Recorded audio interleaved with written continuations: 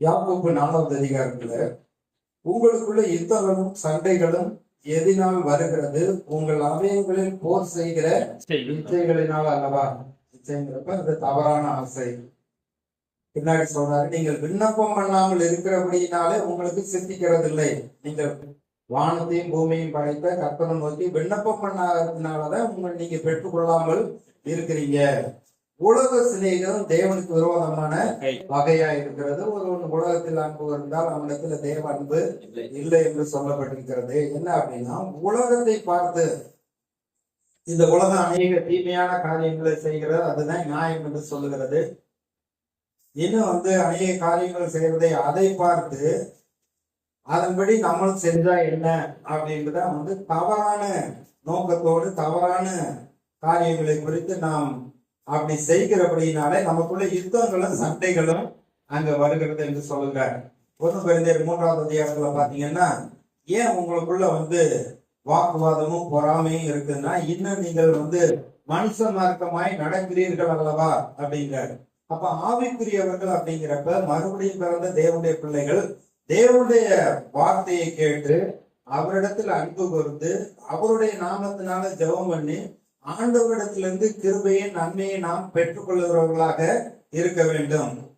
பின்னாடி சொல்றாரு 5வது வசனத்துல, நம்மில் வாசனா இருக்கிற ஆவியானவர் நம்மிடத்தில் வைராக்கிய வாஞ்சையா இருக்கிறார் என்று வேத வாக்கியம் வீணாய் சொல்லுகிறது என்று நினைக்கிறீர்களா? சொல்றாங்க, பைபிள் வாசிக்கிறதெல்லாம் வேஸ்ட், பைபிளை வாசித்துட்டு அதன்படியெல்லாம் யாரும் செய்ய முடியாது. ஒருத்தர் சொன்னார், ஒரு வாத்தியார்கிட்ட, வாசிக்க நல்லா இருக்கு, யோசிக்க நல்லா இருக்கு, செய்யத்தான் என்னால முடியல அப்படின்னாரு. ஆனா உண்மையிலே ஆவியானவர் எதற்காக நம்ம கூட இருக்கிறாருன்னா, இந்த வாசித்த யோசிக்கிற இந்த வாக்குத்தத்த வசனங்களின்படி நாம் நடப்பதற்கு உதவி செய்யத்தான் பரிசுத்த ஆவியாகிய தேற்றவாளர் நம்ம கூட இருக்கிறார். அவர் நமக்குள்ள இருக்கிற ஆவியானவர் இருந்துட்டு அவர் வைராக்கிய வாஞ்சையோட நமக்குள்ள செயல்படுகிறவரா இருக்கிறார். கோபம் வந்துச்சுன்னா தவறான வார்த்தைகளை பேசுறதுக்கு உள்ளத்துல இருந்து அப்படி ஏவுது. அவனோட ஒரு வார்த்தை பேச, இருதயத்தின் நிறைவினால் வாய் பேசுகிறது. இருதயமாகிய பொக்கிஷத்துல இருந்து நல்லவன் நல்லதை எடுத்து காட்டுகிறான், பொல்லாத மனிதன் பொல்லாததை எடுத்து காட்டுகிறான். இருதயத்தின் நிறைவினால் வாய் பேசுகிறது. நம்முடைய இருதயத்துல ஆவியானவர் கர்த்தருடைய வார்த்தை இருக்கிற பொழுது அந்த ஆவியானவர் வைராக்கிய வாஞ்சையோடு நமக்காக செயல்படுகிறவராய் இருக்கிறார். 6வது வசனம் பாருங்க, அவர் அதிகமான கிருபையை அளிக்கிறாரே. கிருபைன்னு புதிய ஏற்பாடுல பாத்தீங்கன்னா தயவு, இரக்கம், கிருபை, இது எல்லாமே தேவன் நமக்கு தகுதி இல்லாத நமக்கு ஆண்டவர் கொடுக்கக்கூடிய ஒரு வல்லமையா இருக்கிறது. கிருபையினால விசுவாசத்தை கொண்டு நம்ம ரட்சிக்கப்பட்டோம். இங்கே சொல்லப்பட்டிருக்கு, அவர் அதிகமான கிருபையை நமக்கு கொடுக்கிறவராய் இருக்கிறார்.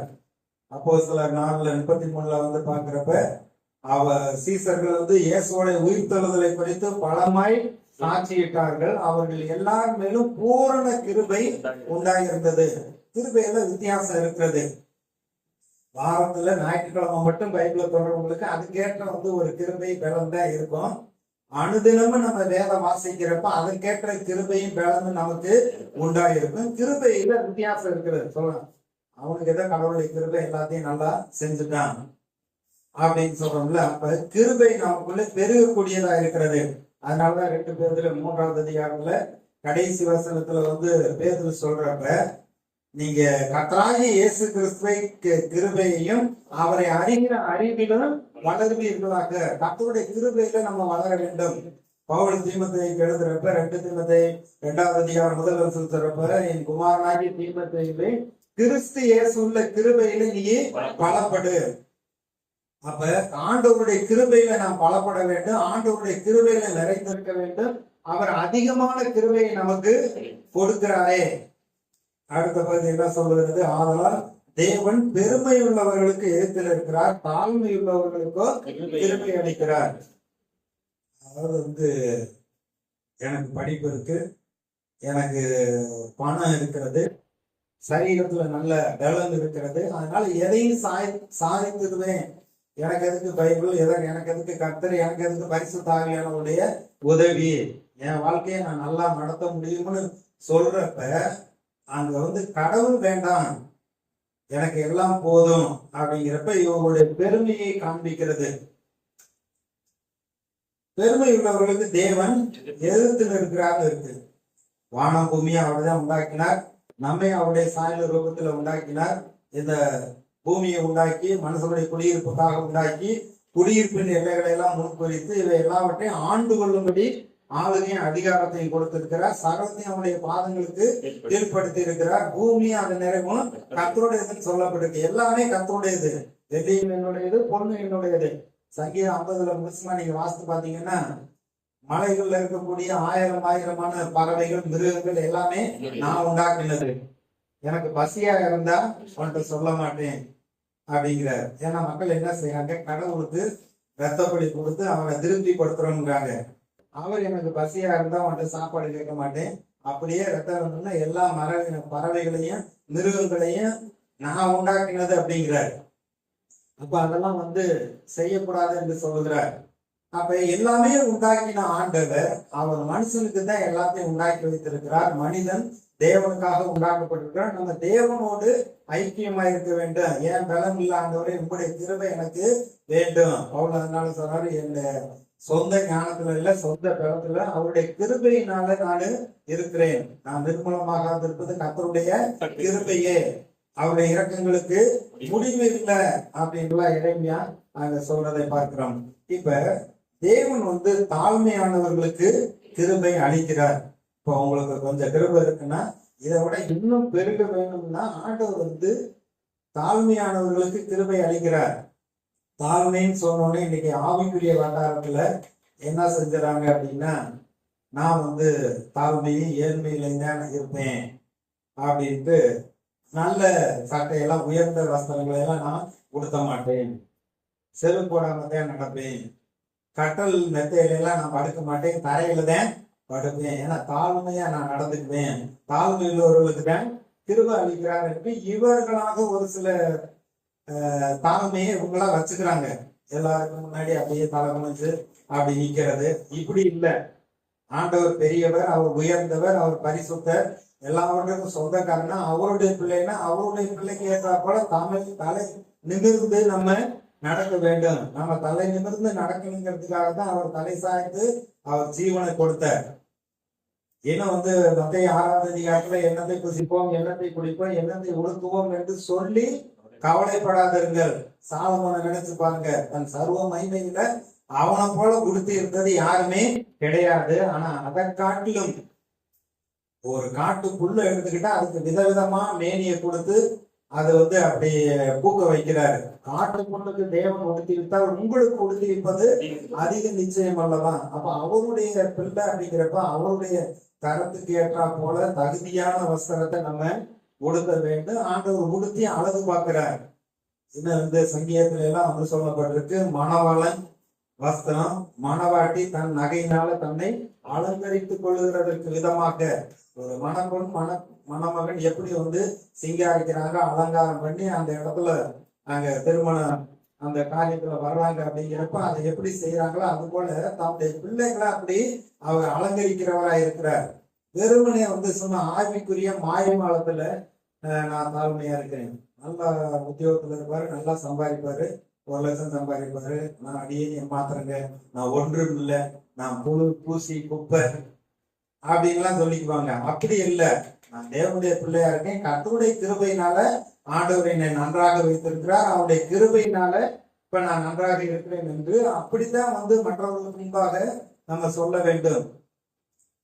கர்த்தருடைய கிருபையினால இந்த காரியத்தை செய்ய எனக்கு கர்த்தர் பலன் கொடுத்தார் என்று சொல்ல வேண்டும். 2 கொரிந்தியர் 8ஆம் அதிகாரம் 9ஆவது வசனம். இங்கே ஆண்டவருடைய கிருபை நமக்கு என்ன செய்திருக்கிறது கர்த்தருடைய வார்த்தையை நாம் பார்க்கலாம். 8ஆவது அதிகாரம் 9ஆவது வசனம், புதிய ஏற்பாட்டில் 251ஆவது பக்கம். நம்முடைய கர்த்தராகிய இயேசு கிறிஸ்துவின் கிருபையை அறிந்திருக்கிறீர்களே, அவர் ஐஸ்வர்யம் உள்ளவராயிருந்தும் நீங்கள் அவருடைய தரித்திரத்தினாலே ஐஸ்வர்யவான்கள் ஆகும்படி உங்கள் நிமித்தம் தரித்திரரானாரே. இயேசு தரித்திரர் கிடையாது. அங்கே நீதிமொழிகள் 8ஆவது அதிகாரத்துல சொல்லப்பட்டிருக்கு, அவர் தான் ஞானம், இவரை கொண்டு இவருக்காகத்தான் எல்லாமே உண்டாக்கப்பட்டது. ஆனா மனித அவதாரம் எடுத்து இந்த பூமியில வந்து நம்மை போல பாடுள்ள மனிதராக இருந்து அவர் 33 வருடம் இந்த பூமியில இருந்தார். 30 வயது வர வரைக்கும் வளர்ப்பு பெற்றோருக்கு கீழ்ப்படிந்திருந்தார். நம்ம போல எல்லா வகையிலும் அவர் சோதிக்கப்பட்டு பாடுபட்டார் என்று சொல்லப்பட்டிருக்கு. சோதிக்கப்படுகிற நமக்கு உதவி செய்ய வல்லவராய் இருக்கிறார் சொல்லப்பட்டு. அவருடைய கிருபையை அறிந்திருக்கிறீங்களே, அவர் ஐஸ்வர்யம் உள்ளவராய் இருந்தும் நீங்கள் அவருடைய தரித்திரத்தினாலே ஐஸ்வர்யவான்களாகும்படி உங்கள் நிமித்தம் தரித்திரரானாரே. நம்மை ஐஸ்வர்யவான்களாகும்படி நமக்காக அவர் சிலுவையிலே தரித்திரரானார். சிலுவையிலே கைவிடப்பட்டவராக அவர் நமக்காக ஜீவன் கொடுத்தார். அவருடைய கிருபை என்ன செய்து நம்மை இப்பொழுது இருக்கிற இந்த சூழ்நிலையிலிருந்து நம்மை ஆசீர்வாதம் உள்ளவர்களாகத்தான் அவருடைய கிருபை மாற்றக்கூடியதா இருக்கிறது. அப்ப தாழ்மை உள்ளவர்களுக்கு கிருபை அளிக்கிறார் அப்படிங்கிறப்ப கர்த்தர், அதாவது மலை பிரசங்கத்துல மத்தேயு 5வது அதிகாரத்துல இயேசு சொல்றப்ப ஆவியில் எளிமை உள்ளவர்கள் பாக்கியவான்கள். ஆவியில் எளிமைங்கிறப்ப என் சொந்த காலத்துல சொந்த ஞானத்துல அதெல்லாம் ஒண்ணும் செய்ய முடியாதுங்க. கடவுளுடைய கிருபை எனக்கு வேணும். அவங்கதான் வந்து தேவனுடைய பிள்ளையா மாறுறாங்க. இருதயத்தில் சுத்தமுள்ளவர்கள் பாக்கியவான்கள், அவர்கள் தேவனை தரிசிப்பார்கள். அப்ப தாழ்மைங்கிறப்ப வந்து கர்த்தருக்கு முன்பாக, சிருஷ்டிகர்த்தாவுக்கு முன்பாக வந்து பயபக்தியோடு தேவனுக்கு பிரியமாக வாழ்வுன்னு தீர்மானிக்கிறோம். அதுதான் தாழ்மை. தாழ்மை இந்த உலகத்துல சொல்றது மாதிரி தரையில படுக்கிறதும், சைக்கிள்ல போறதும், அதே போல நல்ல வஸ்திரம் உடுத்தாம இருக்கிறது, இது தாழ்மை கிடையாது. இது பிசாசுடைய வஞ்சகமா இருக்கிறது. எந்த ஒரு பெற்றோருமே பிள்ளைகளுக்கு நல்ல சாப்பாடை செஞ்சு கொடுத்து அதை சாப்பிட வச்சு அதுக்கு திருப்தி அடையறத பார்த்து சந்தோஷப்படுறவங்க தான் பெற்றோர். அப்ப வானத்தையும் பூமியையும் படைத்தவர் அவருடைய பிள்ளைகளுக்கு எல்லாவற்றிலும் அவர் திருப்தியை கொடுக்கிறவர் தான் இருக்கிறார். இல்லைங்க, கடவுள் எனக்கு சிலுவையா அந்த வியாதியை கொடுத்துருக்காரு, கடைசி வரைக்கும் நான் சமந்துக்கிட்டே போவேன். இன்னும் என்ன சொல்லிடுவாங்க, என் மனைவி தாங்க எனக்கு பெரிய சிலுவை, இல்லைன்னா என் புருஷன் தான் எனக்கு சிலுவைங்கிறாங்க. அந்த சிலுவை பாடு அதெல்லாம் வந்து அவர் சொல்லல. அவர் ஏற்கனவே வந்து பாவம், பாவம், இந்த தரித்திரம், இந்த பாடுகளை எல்லாம் அவர் வந்து சிலுவையில சுமந்து தீர்த்துட்டாரு. அப்ப சிலுவை அப்படிங்கிறப்ப வந்து நிந்தை, அவமானம், கேவலம், ஒரு அகால மரணம் அவர் செஞ்சு முடிச்சுட்டாரு. இயேசுவை நிமித்தம் வரக்கூடிய நிந்தை, சுவிசேஷம் அறிவிப்பதற்காக வரக்கூடிய நிந்தையத்தான், அதை தான் வந்து சிலுவைன்னு வந்து இயேசு சொல்றாரு. அந்த சிலுவை தான் அனுதினமும் எடுத்துக்கொண்டு என்னை பின்பற்ற கடவுள். அப்படித்தான் வந்து வந்தாதான் தேவனுடைய ராஜ்யத்தின் பிள்ளைகள் சொல்றாரு. இயேசு நிமித்தம் நீங்க வேதம் வாசிக்கிறது நிமித்தம், கர்த்தருக்கு பிரியமா இருக்கிறது நிமித்தம், இந்த உலகத்தோடு ஒத்து போகாம நான் இயேசுக்கு பிரியமா வாழ்வேன்னு தீர்மானிச்சு வருகிற பொழுது உங்களை வெறுக்கிறார்களே உறவினர்கள், நண்பர்கள், அவங்க சொல்லுவாங்க நீங்க அப்படியே நேரா மோசத்துக்கு போறவங்க அப்படின்னு. ஆனா அவங்களுக்கு தெரிகிறது, ஆனா அவங்களால தான் வர முடியல. அப்ப அது நிமித்தம் உங்களை நிந்தித்து பரியாசம் பண்றாங்களா, அதுதான் அங்கே பாடுன்னு சொல்லப்பட்டிருக்கு. அப்ப தாழ்மை உள்ளவர்களுக்கு கிருபை அளிக்கிறார் அப்படிங்கிறப்ப இந்த கிருபை நமக்குள்ளே பெருகக்கூடியதா இருக்கிறது. இன்னைக்கு ஒரு சில வசனங்கள் மூலமாக நமக்குள்ள இந்த தாழ்மைனா வந்து இந்த உலகம் சொல்றது மாதிரி இல்லை. கடவுளுடைய கிருபையை பெற்றுக்கொண்டு கடவுளுடைய இரக்கத்தினால அவருடைய பலத்துல நம்ம செய்கிறது தான் வந்து தாழ்மையா இருக்கிறது. இன்னும் அதிகமான கிருபை கொடுக்கிறவரா இருக்கிறார்.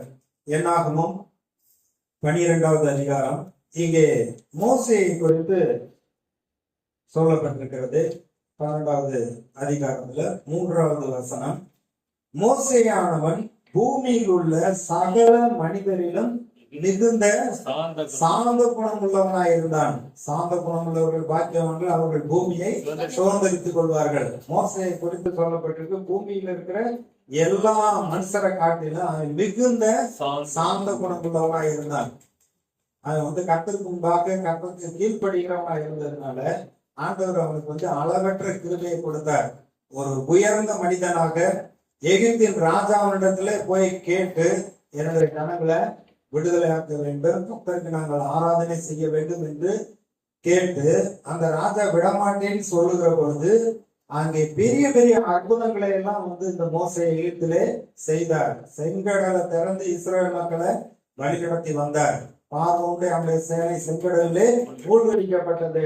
30 லட்சம் மக்களை ஒரே ஒரு மனிதன் அவர்களை எல்லாம் வழிநடத்திட்டு வருகிறார். அப்பேற்பட்ட கிருபையை மோசேக்கு கொடுத்தார். பின்னாடி பாத்தீங்கன்னா இந்த மோசே மேல இருந்த அபிஷேகத்தை 70 பேர் மேல எடுத்து அங்கே கர்த்தர் வைக்கிறார், மூப்பர்களை ஏற்படுத்தி. அப்ப ஒரு மனிதனுக்குள்ள அவ்வளவு பெரிய ஒரு கிருபை அவனுக்குள்ள இருந்தது, வல்லமை இருந்தது.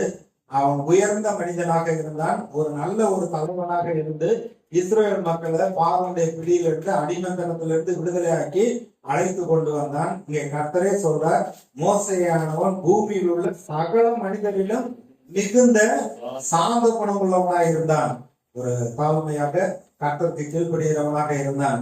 இவனை குறித்து எபிரேயர் புதிய ஏற்பாட்டுல எபிரேயர் 2வது அதிகாரம்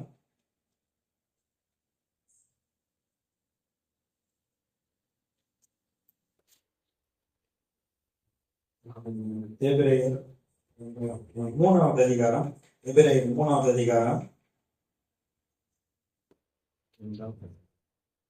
2வது வசனத்திலிருந்து, மோசே தேவனுடைய வீட்டில் எங்கும் உண்மையுள்ளவனாய் இருந்தது போல இவரும் தம்மை ஏற்படுத்தினவருக்கு உண்மையுள்ளவராய் இருக்கிறார். வீட்டை உண்டு பண்ணினவன் வீட்டை பார்க்கிலும் அதிக கனத்துக்குரியவனாய் இருக்கிறான். அதுபோல மோசேயை பார்க்கிலும் இவர் அதிக மகிமைக்கு பாத்திரராய் இருக்கிறார். இந்த 3வது அதிகாரத்துல இயேசுவை குறித்து சொல்லுகிற பொழுது மோசேயை ஒப்பிட்டு சொல்லுகிறார். எந்த வீடு ஒருவனாலே உண்டாக்கப்படும், எல்லாவற்றையும் உண்டு பண்ணினவர் தேவன். சொல்லப்படுகிற காரியங்களுக்கு சாட்சியாக மோசே பணிவிடக்காரனாய் அவருடைய வீட்டில் எங்கும் உண்மையுள்ளவனாய் இருந்தான். சொல்லப்படுகிறது, மோசே கர்த்தருடைய வீட்டில எங்கும் உண்மையுள்ளவனாய் இருந்தான். அவன் பூமியில் இருக்கிற சகல மனிதர்களிலும் மிகுந்த சாந்த குணம் உள்ளவனாய் இருந்தான். இங்க மோசையை குறித்து கர்த்தர் அப்படி சொல்லுகிறார். அப்படி சாந்த குணம் உள்ளவனா தாழ்மையா இருந்ததுனால அதிகமான கிருபையை கொடுத்து அவனை எடுத்து பலப்படுத்தி நடத்தினார்.